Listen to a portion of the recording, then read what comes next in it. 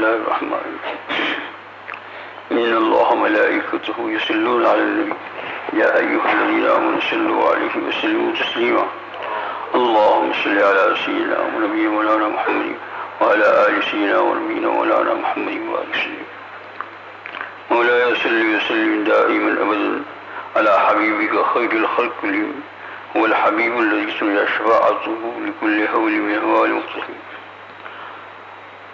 عن عروة بن الزبير أن سعد بن زيد بن عمر رضي الله تعالى عنه قيل خاصته أروى بنت أوس إلى مروان بن الحكم وادعت له أخذ شيئا من أرضها فقال سعيد إنا كنا أخذ من أرضها شيئا بعد الذي سمعت من رسول الله صلى الله عليه وسلم قال ماذا سمعت رسول الله صلى الله عليه وسلم قال سمعت رسول الله صلى الله عليه وسلم يقول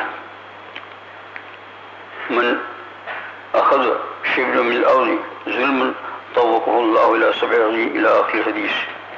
یہ ایک بزرگ حضرت سعید بن زید رضی اللہ تعالیٰ عنہ تابعی ہے اور معجل القدر بزرگ ہے. تابعی میں بھی جو ہے بڑے بڑے حضرات گزرے ہیں اور طبی تابعین میں بھی، اور ایسا زمانہ جب تک رہے گا حق تعالیٰ جل شانہ ایسی برکات کو ضرور رکھیں گے. تو ان کا واقعہ اس میں بیان کیا ہے، اور پھر یہ سمجھ لینا چاہیے کہ صحابہ کرام، اولیاء کرام، تابعین، طبی تابعین، اولیاء کرام، ان کی جو بھی کرامت ہوتی ہے وہ ان کے حق میں کرامت ہوتی ہے، لیکن حضور صلی اللہ علیہ وسلم کا یہ معجزہ ہوتا ہے کیونکہ تربیت پائی ہے حضور صلی اللہ علیہ وسلم سے. تو یہ سعید بن زید رضی اللہ تعالیٰ عنہ کی کرامت بیان کرتے ہیں اور گویا یوں بتا رہے ہیں کہ حضور صلی اللہ علیہ وسلم کی معجزہ ہے. اس میں یہ ہے کہ حضرت عروہ بن زبیر بن عوام یہ بہت اونچے درجے کے تابعین بھی اور تابعین بھی اونچے بھی، اور ان کے ابا جان عشر مبشرہ کے ایک مشہور صحابی حضرت زبیر بن عوام کے بیٹے ہیں. عشر مبشرہ وہ 10 صحابہ جن کو اللہ کے رسول صلی اللہ علیہ وسلم نے دنیا میں ہی جنت کی خوشخبری دے دی کہ تم جنت میں ہو، چاروں خلفاء کے بعد.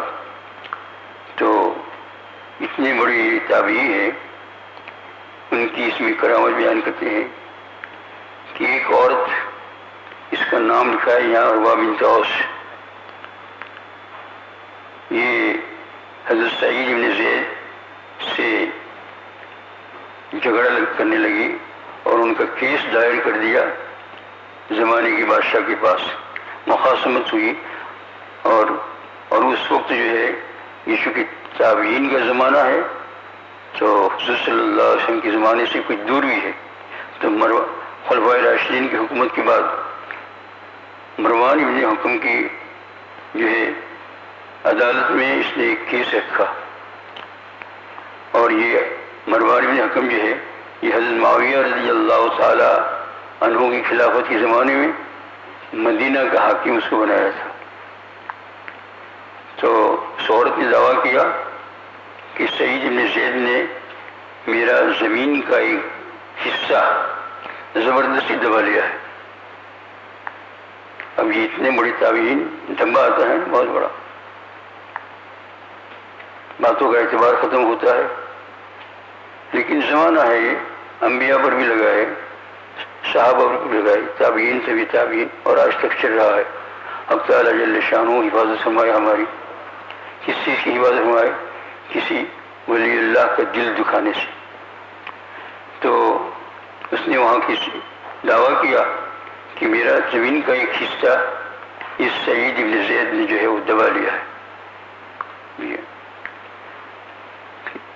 تو حضرت سعید بن زید رضی اللہ تعالیٰ عنہ نے کہا میں نے دبا لیا ہے، یہ ہو ہی نہیں سکتا مجھ سے تو کہ تیرے زمین کا حصہ میں دبا لوں. کیا میں حضور صلی اللہ علیہ وسلم کا ایک ارشاد سنا ہے، تو اس ارشاد سننے کے بعد کیا میں ایسا کام کروں؟ یہ کیسے ہو سکتا ہے کہ میں اس عورت کی زمین دبا لوں؟ مروان نے جو حاکم تھا اس نے پوچھا کہ تم نے نبی کریم صلی اللہ علیہ وسلم سے کیا سنا ہے؟ غور سے سننا۔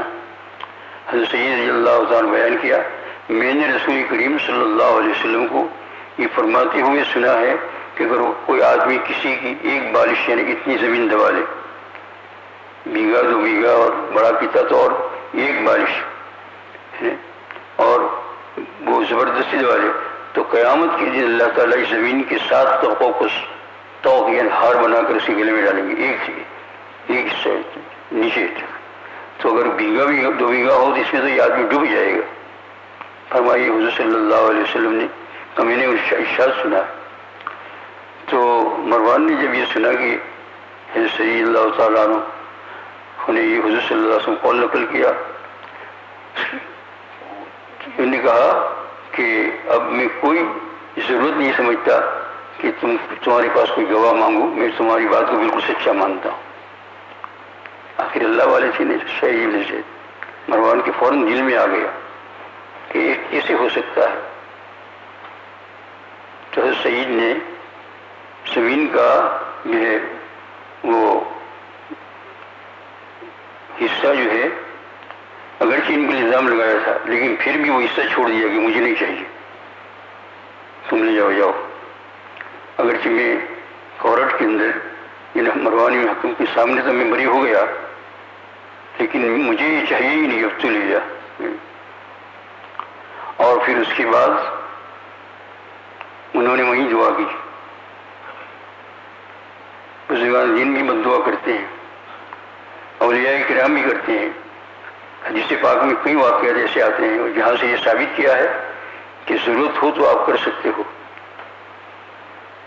ایسا نہیں ہے کہ کوئی اللہ والا ہو بد دعا کرے ہی نہیں، ایسا نہیں ہوتا ہے۔ زمین ضرورت ہوتی ہے تو ضرور وہ کر سکتے ہیں اور ان کے لیے گنجائش ہے۔ تو انہوں نے وہی دعویٰ کیا، زمین تو دے دی کہ تو لے لے۔ اور پھر کہا یا اللہ یہ عورت اگر جھوٹی ہے اور یقیناً جھوٹی ہے لیکن تیرے نزدیک یہ جھوٹی ہے تو اس کی آنکھ کی روشنی کو چھین لے، اندھی کر دی اس کو۔ دیکھو کیسی بد دعا ہے، دیکھا آپ نے صاف صاف۔ آج کے زمانے میں کہ بزرگوں کو بد دعا کرتا ہے، اور جب صحابہ اولیاء تابعین طبی تابعین نے بھی کہا۔ اور اس کو جو ہے سمجھنا چاہیے کہ یہ بد دعا ضرور لگ کر رہتی ہے، اسی کا نام ہے کرامت، فوری طور پر لگتی ہے یہ دعا۔ اس لیے میرے عزیز دوست اور بزرگوں، میں بچپن سے جب دارالعلوم دیوبند کے اندر پڑھ رہا تھا، طالب علم کا زمانہ اس وقت، لیکن مجھے جو سب سے بڑا ڈر تھا وہ اللہ والوں سے۔ یہ اتنا میں ڈرتا تھا کہ ان کے قریب بھی جلدی نہیں جاتا تھا۔ مجلس میں تو بیٹھتے تھے لیکن دور، اور اگر کبھی ایسا موقع ہو گیا کہ بیٹھے قریب تو پھر بہت ہی جو ہے لپک کر بلی کی طرح بیٹھتے تھے کہ کوئی ہماری حرکت سے کوئی یہ ناراض نہ ہو جائے۔ اس لیے اور اس کا بڑا فائدہ بھی دیا اللہ جل شانہ نے۔ یہ بد دعا لگ کر رہتی ہے۔ حضرت مولانا موسیٰ بازی صاحب رحمۃ اللہ علیہ، یہ قریب کے زمانے میں یعنی تقریباً 50-75 سال ہوئے ہوں گے، ایک بزرگ گزرے ہیں اللہ والے۔ تو ان کی شہرت تھی کہ یہ بڑے بزرگ ہیں اللہ والے ہیں۔ تو ایک آدمی تھا مدینہ منورہ کا رہنے والا، آپ دیکھیے کوئی اور جگہ پر نہیں، مدینہ منورہ کا رہنے والا۔ وہ اس سے اس کے دوست کہا کرتا تھا کہ یہ ایسے بزرگ ہے، ایسے بزرگ ہے، ایسے بزرگ ہے۔ تو اس نے کہا کہ مجھے بھی دکھاؤ، دکھنا چاہتا ہوں۔ تو ایک دن حضرت مولانا موسیٰ بازی صاحب رحمۃ اللہ علیہ، اللہ ان کی قبر کو نور سے بھرپور فرمائے، مسجد نبی علیہ السلام میں کچھ نوافل پڑھ رہے تھے۔ تو یہ اس کے دوست کے ساتھ، یہ مدینہ منورہ کا رہنے والا اپنے دوست کے ساتھ وہاں آیا۔ تو دوست نے کہا کہ دیکھو تم جن کے متعلق روزانہ باتیں کرتے ہو میرے سے اور سنتے ہو مجھ سے ان کی بزرگی، اور تم دیکھنا چاہتے ہو، دیکھو وہ نفل نماز پڑھ رہے وہ ہے۔ اس نے دیکھا، کیونکہ اس مدینہ منورہ کے رہنے والے کے دل کے اندر حضرت کی بہت تعریف سنی تھی تو یہ خیال تھا کہ شاید کوئی پھٹے پرانے کپڑوں میں ہوں گے، چھوٹا سا کرتا ہوگا، کچھ بٹ شٹ میں نہیں ہوں گے، کچھ نہیں ہوں گے. تو دیکھ کے ہی دل میں کہا کہ یہ ایسے کوئی بزرگ گھسے، مزنی کی، خالی مزنی، بدگمانی کی. اور پھر پاس میں بھی نہیں گیا، ملاقات بھی نہیں کی اس مدینہ منورہ کے رہنے والے. اور پھر وہ باہر نکل گیا. رات کو جب سویا تو سننا اچھی طریقے سے میرے عزیز دوست بزرگ، ہم لوگوں پر بڑی بڑی تکالیف کبھی کبھی آ جاتی ہے، لیکن ہمیں یاد نہیں ہوتا ہے کہ یہ کس چیز کا بدلہ ملا. جن تکلیفوں کے اندر آدمی اتنا پریشان ہو جائے کہ اللہ کی ناشکری ادا کرے، یہ بہت بری بلا ہے. اور جن تکلیفوں کے بدلے میں اللہ جل شانہ سے وہ راضی ہو اور کہتے ہیں اللہ میں راضی ہوں تجھ سے، تو یہ اس کے اوپر جو ہے تکلیف نہیں ہے. تو یہ گیا رات کو گھر جا کر سویا، پابند نماز ہو گیا، سب مدینہ منورہ گئے. رات کو حضور اکرم صلی اللہ علیہ وسلم کی خواب میں زیارت ہوئی. سن لو، یہی چیز ہے جو آج ہمارے اندر نہیں ہے. رات کو خواب میں حضور تو آپ صلی اللہ علیہ وسلم کو خواب میں دیکھا، بہت غصے میں بھرے ہوئے ہیں، آنکھیں سرخ سرخ ہے اور اس کی طرف دیکھ بھی نہیں رہے. تو یہ چونکا، خواب میں ہی کہہ رہا ہے یا رسول اللہ مجھ سے کیا غلطی ہوئی کہ آپ مجھ سے اتنے ناراض ہو. کہا کہ تم نے وہ میرے موسیٰ کے بدلے میں بارے میں تم نے بدظنی کی اپنے دل کے اندر. تم فوراً مدینہ منورہ سے ہی نکل جاؤ اور کسی شہر میں چلے جاؤ، یہاں رہنے کے قابل نہیں ہوتے. تو اس نے حضور صلی اللہ علیہ وسلم سے معافی مانگی. فرمایا میں تجھے معاف نہیں کروں گا جب تک کہ میرے موسیٰ کے پاس جا کر معافی نہیں مانگو گے اور وہ معاف نہیں کرے. دیکھا آپ نے اللہ والوں کی کتنی قدر و قیمت ہوتی ہے حضور صلی اللہ علیہ وسلم کے نزدیک.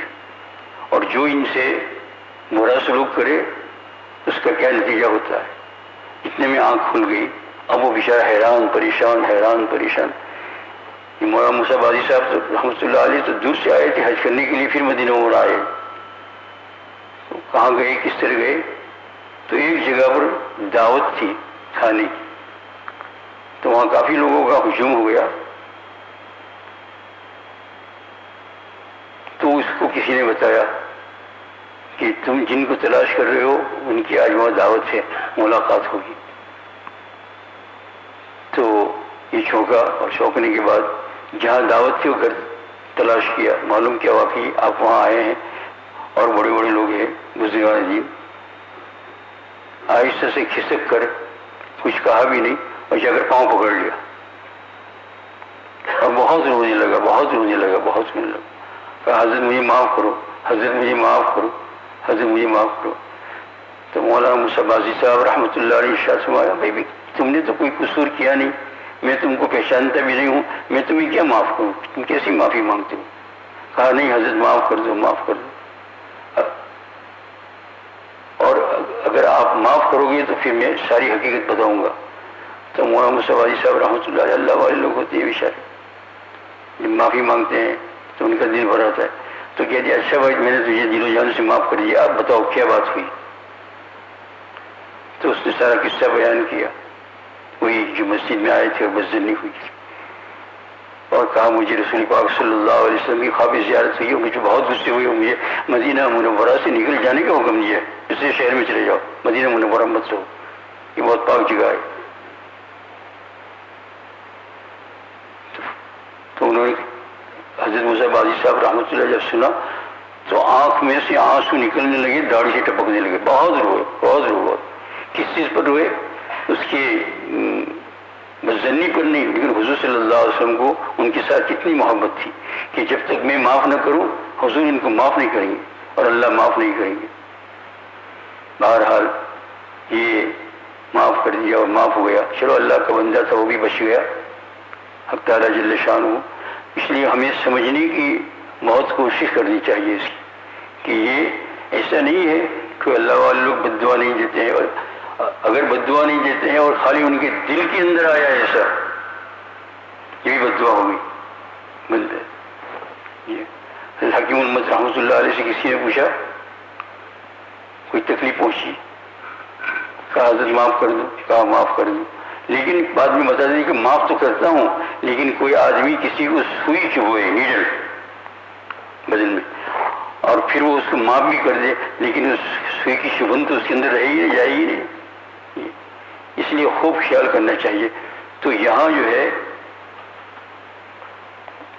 سعید ابن زید رضی اللہ تعالیٰ عنہ نے کہا یہ زمین کا حصہ بھی تو لے جا، پھر مجھے بدنام کرنے کی کوشش کی ہے، اور فوراً اللہ جل شانہ کے سامنے اٹھایا کہ یا اللہ اگر یہ جھوٹی ہے تو اس کی آنکھ کی بینائی، آنکھ کا دیکھنا، آنکھ کا نور اندھی کر دی اور اس کو اسی سرزمین میں موت دے جو اس نے دعویٰ کیا ہے۔ حضرت عروہ رضی اللہ تعالیٰ آخر میں بیان کرتے ہیں فی حفرۃ فماتت علیہ، متفق علیہ، بخاری شریف مسلم شریف دونوں کے اندر یہ واقعہ ہے۔ تو عروہ بیان کرتے ہیں کہ مرنے سے پہلے وہ عورت اندھی ہو گئی بالکل، آنکھ سے بالکل، لوگوں نے دیکھ لیا اندھی بالکل، اور ایک دن اسی جو ہے زمین کے اندر وہ جا چل رہی تھی، اندھی تو تھی، تو ایک کھڈا تھا بہت بڑا، اس کے اندر ٹھوکر لگی اور گر گئی، اور جو ہے زمین کے اوپر سے بہت سارا مٹی اس پر گری، اچانک ایک گہرے کھڈے میں گر گئی اور وہیں جو ہے اس کی موت ہو گئی۔ رواہ مسلم، بخاری اور مسلم شریف کے اندر یہ واقعات میں بیان کیا۔ اس لیے میرے عزیز دوست اور بزرگوں اس کا خوب خیال کیجیے۔ مجھے جو ڈر لیتا ہے، میں تو طالب علمی کے زمانے کا واقعہ کیا لیکن آج بھی مجھے تو بہت ڈر رہتا ہے، آج بھی بہت ڈر رہتا ہے یہ تو، اور میں فوراً اگر کوئی بھی بات دل میں آتی ہے تو میں فوراً پڑھتا ہوں اللہم اجعل وساوس قلبی خشیتک و ذکرک، یہ اللہ تعالیٰ میرے دل کے اندر جو وسوسے آتے ہیں اس کو تو تیرا خوف بنا دے، وجعل ہمتی ہوایا فیما تحب و ترضی، میرے دل کے خیال ایسے بنا دے کہ جو تیری مرضی کے مطابق ہو۔ یہ واقعہ اس کے اندر بیان کیا ہے۔ حق تعالیٰ جل شانہ ہم سب کو اس سے بہت بڑی عبرت لینے کی توفیق عطا فرمائے۔ یعنی اصل میں بات یہ ہے کہ جس سے محبت ہوتی ہے اس سے وہ بہت ناراض ہے۔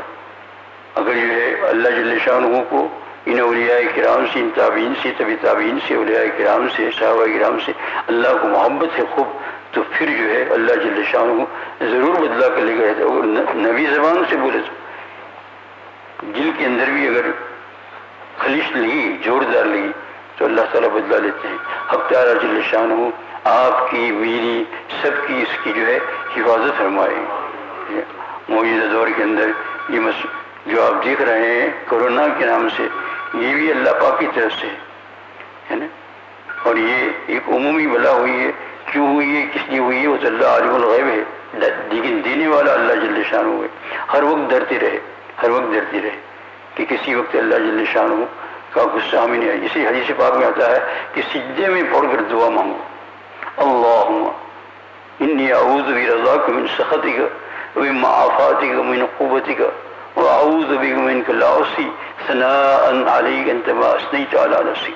حدیث پاک میں حضور صلی اللہ علیہ وسلم یہ دعا مانگتے تھے، سجدے میں پڑھ کر حضور صلی اللہ علیہ وسلم یہ دعا مانگتے تھے اور امت کو بھی سکھائی، اللہم انی اعوذ برضاک من سخطک، یہ اللہ میں تیری خوش ندی کے بدلے میں تیرے غصے سے ڈرتا ہوں، تیرے غصے سے میری بچا لے، اور کوئی تیری عقوبت اور عذاب میرے اوپر نازل نہ ہو۔ اس لیے جو ہے ڈر کر رہنا چاہیے۔ حق تعالیٰ جل شانہ آپ کو، ہم کو، سب کو جو ہے ایسی مصیبتوں سے بچا لے۔ سبحان اللہ وبحمدہ، سبحانک اللہم وبحمدک، اشہد ان لا الہ الا انت، استغفرک واتوب الیک۔ الحمد للہ رب العالمین، والصلاة والسلام علی سید الانبیاء والمرسلین، اللہم اغفر لنا ولوالدینا ولأستاذنا ولجمیع المؤمنین والمؤمنات والمسلمین والمسلمات، رب ارحمہما کما ربیانی صغیرا، بسم اللہ علی دین وسیری ولی اہل مالی، اللہم اغفر لنا وللمؤمنین والمؤمنات والمسلمین والمسلمات۔ یا اللہ خیر کا فیصلہ فرما، خیر کا معاملہ فرما، بیماریوں سے یا اللہ تعالی حفاظت فرما، یا اللہ صبر و سکون عطا فرما۔ مولا کریم اگر ہمارے حق میں کچھ لکھا ہوا ہے تو یا اللہ اس سے پہلے ہمیں صبر عطا فرما دے، یا اللہ تیری رضامندی عطا فرما، تیرے غصے سے بچا، تیرے حبیب کے غصے سے بچا، تیرے غصے سے بچا، تیرے حبیب سے غصے لے۔ اللہم انا نعوذ بک برضاک من سخطک ومن معافاتک من عقوبتک واعوذ بک من احصی ثناء علیک انت کما اثنیت علی نفسک۔ یا اللہ قبول فرما حضور صلی اللہ علیہ وسلم، صلی اللہ تعالی علی خیر کسی مولانا برحمتک یا ارحم الراحمین۔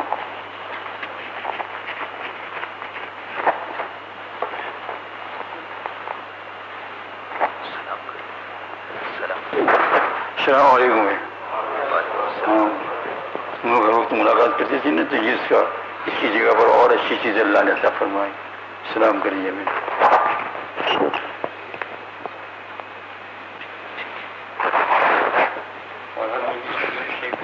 کرتے تھے، تو ابھی بھی جو ہے جب آپ گھر جاتے ہیں تو درود شریف وغیرہ پڑھتے رہو، جو مجلس میں جو پڑھتے تھے 40 درود شریف، انشاءاللہ اللہ تعالیٰ بہت بڑا ثواب دیں گے۔